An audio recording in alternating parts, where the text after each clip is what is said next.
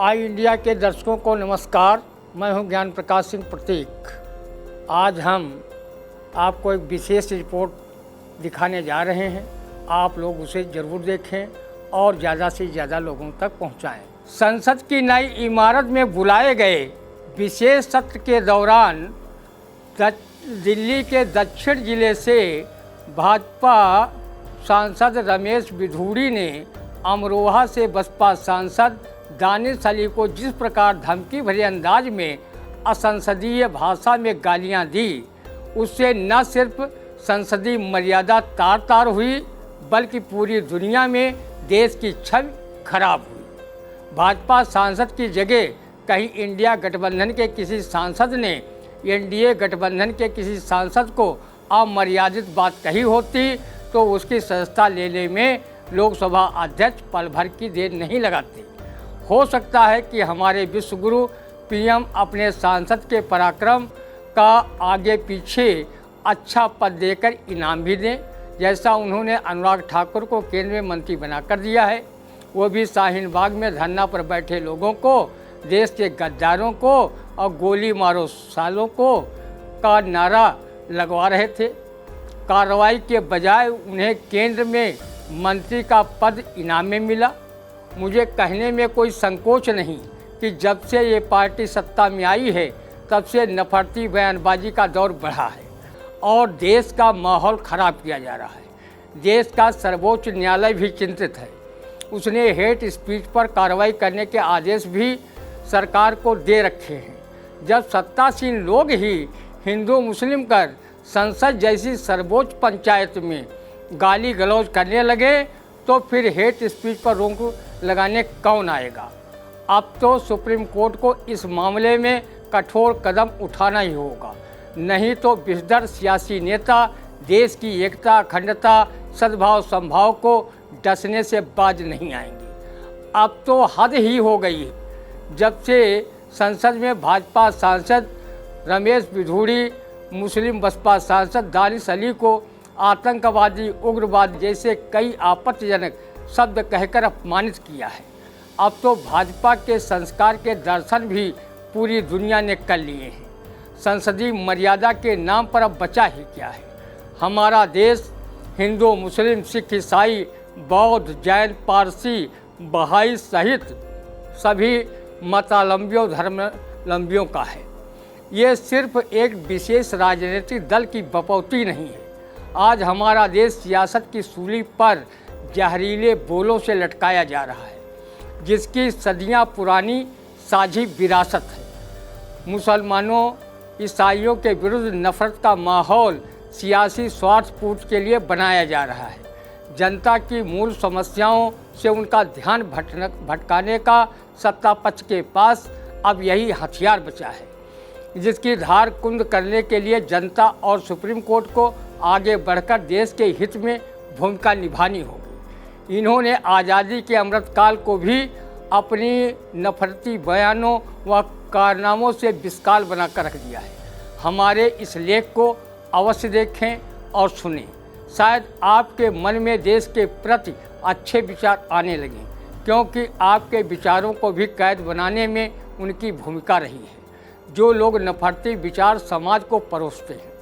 अगर हम इतिहास के पन्नों में जाएं तो पाते हैं कि 11वीं शताब्दी से लेकर आज़ादी प्राप्त तक जितने भी युद्ध हुए हैं वो या तो राज्य सत्ता या राज्य पर काबिज होने के लिए हुए हैं या फिर आर्थिक लूटपाट के लिए।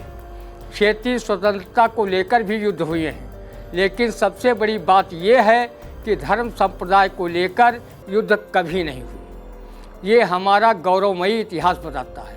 हाँ, कुछ इतिहासकारों ने बिना ऐतिहासिक तथ्यों को जाने समझे अनर्गल विचार लिखकर भ्रम की स्थिति को पैदा कर दिया है, जो सरासर गलत है। हम एक बीते 1000 वर्षों के इतिहास की प्रमुख घटनाओं व युद्धों का अध्ययन करें तो पाते हैं कि हमारी गंगा जमुनी संस्कृति कितनी बेजोड़ रही है।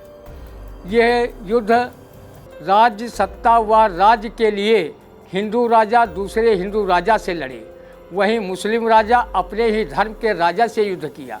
इसमें हिंदू मुस्लिम दोनों प्रकार के योद्धा सैनिक होते थे। कवि, शायर व कलाकार भी धर्म व संप्रदाय के अनुसार बटे नहीं होते थे, बल्कि समग्र समाज के लिए अपनी साहित्यिक सेवाएं प्रदान करते थे। स्वतंत्रता आंदोलन में भी हिंदू, मुस्लिम व अन्य धर्मों के लोगों ने एक साथ मिलकर अंग्रेजी हुकूमत से लड़े और देश को गुलामी की बेड़ियों से मुक्त कराया। इधर कई वर्षों से राजनीतिक दलों द्वारा सत्ता हथियाने के लिए जिस तरह हिंदू मुस्लिम को अलग अलग बांटने का प्रयास किया जा रहा है, कोई किसी संप्रदाय के व्यक्तियों का देशद्रोही आतंकी बता रहा है, तो कोई तुष्टीकरण व न जाने कौन कौन से आरोप मढ़कर जनता के कटघरे में खड़ा कर अपनी कुर्सी आरक्षित कर रहा है। ऐसे लोगों को मिली जुली संस्कृत से न तो कोई मतलब है और न ही सर्वे भवंत सुखिनः से मतलब है। उन्हें तो सिर्फ देश को सांप्रदायिकता की आग में झोंककर अपनी राजनीतिक स्वार्थपूर्ति करना है।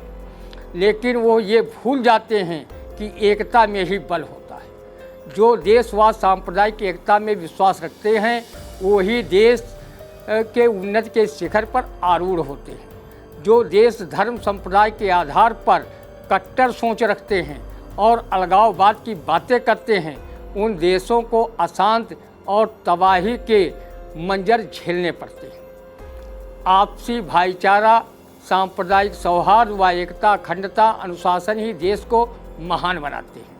हम यहाँ प्रमाण के तौर पर कुछ ऐतिहासिक घटनाओं का उल्लेख कर रहे हैं जो ये सिद्ध करते हैं कि हमारे देश में धर्म व संप्रदाय के आधार पर कोई बड़े युद्ध नहीं हुए और जो भी राजसत्ता व राज के लिए युद्ध हुए उसमें हिंदू, मुस्लिम व अन्य धर्मों के सैनिकों ने भी भाग लिया। 12वीं शताब्दी में महोबा के राजा परमाल के सेनापति सगे भाई दक्षराज और बक्षराज के मरने के बाद उनके पुत्र क्रमशः अलाउद्दीन मलखे सुल्खे को सशस्त्र ज्ञान काशी बनारस के निवासी रहे वीर योद्धा ताला सैयद ने दिया। वहीं ताला सैयद के नाती कल्लन ने 1 लाख सैनिकों की सेना बनाकर अलाउद्दीन द्वारा लड़े गए 52 युद्ध में उनका साथ दिया। संस्कृत के महान विद्वान व व्याकरण के जनक पाणिन पख्तून पठान थे। वो अफगानिस्तान के सालातुर गांव में रहते थे। वहीं महमूद गजनवी की सेना का प्रधान सेनापति तिलक नामक ब्राह्मण था। उसकी सेना में हिंदू जाट पर्याप्त संख्या में भर्ती किए गए थे। वहीं सिकंदर लोदी ने हुकूमत के ऊंचे ओहदों पर उत्तरी भारत के तमाम सूबों में हिंदुओं को रखा। मुगल सम्राट बाबर ने लिखा कि जब मैं हिंदुस्तान पहुंचा उस समय माल के महकमे के अफसर, सौदागर और कारीगर सब हिंदू थे, जबकि शेरशाह सूरी के अच्छे सेनापतियों में ब्रह्मजीत गौड़ हिंदू था। शेरशाह सूरी ने घोषणा कर रखी थी कि सल्तनत का सारा कारोबार मजहब को अलग करके चलाया जाए। चित्तौड़ के राणा सांगा की रानी कर्णावती द्वारा भेजी गई राखी की लाज रखने के लिए सम्राट हुमायूं अपनी सेना सहित वहां पहुंचा। इसी प्रकार सम्राट अकबर और चित्तौड़ के राजा महाराणा प्रताप का संघर्ष न तो हिंदू मुस्लिम का संघर्ष था और न ही हिंदू धर्म और इस्लाम धर्म का। वो केवल मुगल साम्राज्य और मेवाड़ चित्तौड़ राज्य का संघर्ष था। इसे अगर क्षेत्रीय स्वतंत्रता का युद्ध कहें तो कोई अतिशयोक्ति नहीं होगी। महाराणा प्रताप के सैन्य दल का नेतृत्व जहां हकीम खां सूर कर रहे थे और हिंदू सैनिकों के साथ हजारों पठान सैनिक महाराणा प्रताप की ओर से मुगल सेना से युद्ध कर रहे थे, उधर सम्राट अकबर की सेना का नेतृत्व राजा मान सिंह कर रहे थे। महाराणा प्रताप का भाई शक्ति सिंह भी अकबर की ओर से अपने भाई के खिलाफ युद्ध लड़ रहा था। महाराणा प्रताप को इस्लाम से कोई बैर नहीं था और न अकबर को हिंदू धर्मावलंबियों से। सम्राट अकबर के नवरत्नों में राजा बीरबल, राजा टोडरमल सहित कई हिंदू थे। सम्राट जहांगीर को हिंदू मुस्लिम सभी ने एक राय से अदल ए इंसाफ के खिलाफ से नवाजा था। सम्राट शाहजहां के प्रमुख सेनापति जगत सिंह थे, जिनके नेतृत्व में 14,000 राजपूत की फौज बलख और बदखा के मुस्लिम उज़्बेकों पर कब्जा करने के लिए शाहजहां ने भेजा था। औरंगजेब को जब वीर शिवाजी के विरुद्ध फौज भेजनी पड़ी तो राजपूत सेनापति राजा जसवंत सिंह और उसके बाद राजा जय सिंह को इस काम के लिए भेजा था। अफगानिस्तान में जब बगावत की चिंगारी फूटी तो उसे ख़त्म करने के लिए औरंगजेब ने राजा जसवंत सिंह को चुना। वीर शिवाजी रत्नागिर महाराष्ट्र के रहने वाले बाबा याकूत नामक मुसलमान फ़कीर के पक्के भक्त थे और उनका प्रधान मुंशी काजी हैदर था। शिवाजी ने अपने सैनिकों के लिए नियम बना लिया था कि वो जहाँ कहीं भी युद्ध अभियान के लिए जाएं, वहाँ कुरान शरीफ और बहु बेटियों की बेइज्जती न करें। औरंगजेब के ही समय में बंगाल का सूबेदार मुर्शीद कुली खां था और उसका वजीर जसवंत राय था। लाहौरा मल व दिलीप सिंह उस समय बंगाल के मशहूर सेनापति थे जो हिंदू थे। बंगला ग्रंथ नवाबी अमल में इतिहासकार काली प्रसाद बनर्जी ने लिखा है कि 13वीं शताब्दी में प्लासी की लड़ाई तक मुस्लिम शासनकाल तक हिंदुओं को कभी एहसास करने का मौका नहीं मिला कि उनके ऊपर किसी विदेशी की हुकूमत थी। केवल वीरभूमि को छोड़कर सभी रियासतों के राजा जमींदार हिंदू थे। इसी प्रकार सिख धर्म के प्रथम गुरु नानक देव के 2 प्रमुख शिष्य जिनका नाम बाला और मर्दाना था, इसमें बाला हिंदू मर्दाना मुस्लिम था। इसी तरह सिख धर्म के 10वें गुरु गोविंद सिंह के सैकड़ों मुसलमान भक्त थे। सरहिंद के नवाब की आज्ञा से जब गुरु गोविंद सिंह के लड़कों को जिंदा चुनवाया गया तब मलेर कोटला के नवाब ने इसका कड़ा विरोध करते हुए सरहिंद के नवाब के बेटे को भी जिंदा चुनवाने की तैयारी शुरू की। तभी गुरु गोविंद सिंह की पत्नी ने उन्हें रोका और कहा, इन बच्चों का क्या कसूर, इन्हें तो सजा क्यों। सदाहौरा के पीर बुद्ध शाह ने गुरु गोविंद सिंह के लिए अपने 4 बेटों, 2 भाइयों और 1000 सैनिकों सहित लड़ते हुए अपने प्राण न्यौछावर कर दिए। गनी खान, नबी खां और जनरल सैयद बेग ने संकटपूर्ण घड़ियों में गुरु गोविंद सिंह की पूरी सहायता की। स्वयं स्वर्ण मंदिर अमृतसर की नींव 5वें सिख गुरु ने लाहौर के मुस्लिम फ़कीर साईं मियाँ गिर से रखवाई थी, जिसे आज भी स्वर्ण मंदिर में जाने वाले देखते हैं। अंग्रेज़ों के विरुद्ध लड़कर शहीद होने वाले मैसूर के राजा हैदर अली के वीर पुत्र टीपू सुल्तान की जयंती को लेकर राजनीतिक स्वार्थ के लिए हंगामा खड़ा किया गया, जबकि प्रोफेसर श्रीकांतिया ने टीपू सुल्तान के राज पर्यंत घूमकर ये सिद्ध किया कि टीपू सुल्तान पर धर्मांधता का आरोप लगाना बेबुनियाद और गलत था। प्रोफेसर श्रीकांतिया ने 156 हिंदू मंदिरों की सप्रमाण सूची प्रस्तुत की जिन्हें टीपू सुल्तान अच्छा रखरखाव बनाए रखने के लिए जागीर दी थी। स्वयं टीपू सुल्तान श्री रंगदेव महाराज के दर्शन किए बिना जलपान तक नहीं करता था। श्रृंगेरी मठ के जगत गुरु शंकराचार्य के नाम लिखे 30 संग्रहित पत्रों से साबित होता है कि टीपू सुल्तान और जगत गुरु में परस्पर प्रेम था। यही नहीं, टीपू सुल्तान का प्रधानमंत्री पूर्णिया तथा प्रधान सेनापति कृष्णराव दोनों ब्राह्मण थे। टीपू सुल्तान अंग्रेजी सरकार का परम दुश्मन था और अंग्रेज़ों के विरुद्ध युद्ध करता हुआ शहीद हुआ था। सन 1857 का प्रथम स्वतंत्रता संग्राम में मुसलमानों ने अंतिम मुगल बादशाह बहादुर शाह जफर के नेतृत्व में अंग्रेज़ों से युद्ध किया। उस संघर्ष का नेतृत्व नाना साहब, राजा कुंवर सिंह, तात्या टोपे, झांसी की रानी लक्ष्मीबाई, बेगम हजरत महल व इलाहाबाद के मौलवी रियाकत अली ने किया था। झांसी की रानी लक्ष्मीबाई के प्रधान तोपची गुलाम गौस खान ने अपने हजारों हिंदू मुस्लिम सैनिकों के साथ अंतिम सांस तक रानी झांसी का साथ दिया और वो वीर गति को प्राप्त हुई, जबकि ग्वालियर के महाराजा हिंदू होते हुए भी झांसी की रानी की मदद युद्ध में नहीं की थी और वो वीरता से अंग्रेज़ों से युद्ध लड़ते हुए ग्वालियर में ही वीर गति को प्राप्त हो गई।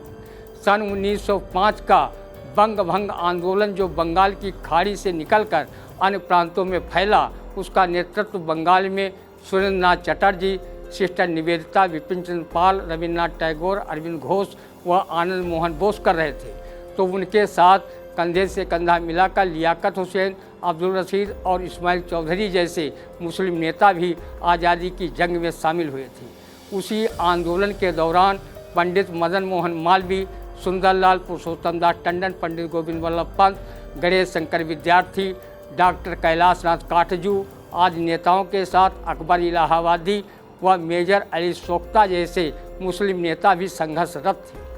सीतापुर जनपद में अल्लामा फजल हक खैराबादी, हर प्रसाद बख्शी के साथ अनेकानेक हिंदू मुस्लिम नेताओं व क्रांतिकारियों ने अंग्रेजी सत्ता की चूल्हे हिलाने का कार्य किया।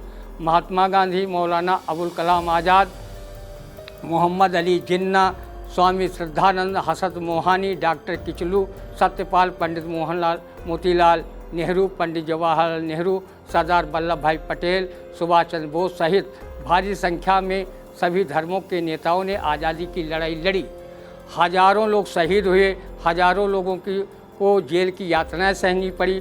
क्रांतिकारी इशफाक उल्ला खां, खुदीराम बोस, रोशन सिंह, राम प्रसाद बिस्मिल, सरदार भगत सिंह जैसे देशभक्त फांसी के फंदे पर झूल गए। चंद्रशेखर आज़ाद की कुर्बानी को कभी भुलाया नहीं जा सकता। तब कहीं जाकर 15 अगस्त 1947 को देश को आज़ादी मिली।